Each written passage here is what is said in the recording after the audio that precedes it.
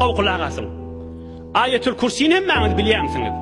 Vesi'a kursiyuhus semavati vel ard. O dikkat edin. Vesi'a kursiyuhus semavati vel ard. Ayetül Kürsi değil mi yatmı? Şun manatı Hudayın kursi diyen zadi yerlerden ve göğünlerden ulukan diydiği. Vesi'a.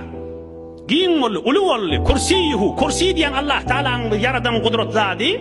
Es-semavati vel ard göğünlerden ve yerlerden ulukan diydiği. Ayetül Kürsi diyeni. Peygamberimizden soraptırla şun ulukanlığı nahilli kursiyin deyip. Peygamberimiz aydıptır. Ay gün yıldızlar yedi kat asman ve yer hemmetin kursiyin içine oklatın. Bir çöl meydana 5-6 tane daha şoklan yalı olur. Şeyli ulukan da kursi deyiptir. Ola kursi ulukan.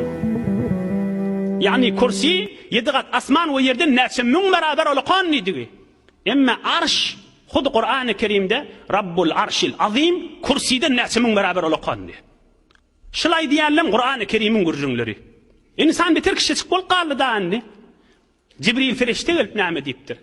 Ey Resulullah, bir ruh çıktı asmanlara deyiptir. Şon ruhun çıkallığını beğenip, yedi kat asman dursun, kursi dursun, arş-ı azim titredi şona beğenip deyiptir. Arş-ı azim titredi şona deyiptir.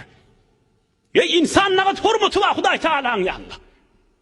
Ey insan kovulsun ne kadar olu konmol yabi. Ey kişicik adam ha bir kuşa çıktı. Kıvırdat birinci adam ha. Kursiyin olu kolluğu dursun, kursiden neçimmin beraber olan arş-ı azim titraptır. Nâme deyip? Ferahan bidâlike. Şuna beğenip titraptır. Ruh geliyor bir kav ruh deyiptir. Ey adam ölünne şizirik bolsun ney? Adam gidenin sonra ödü bir gülsün ney?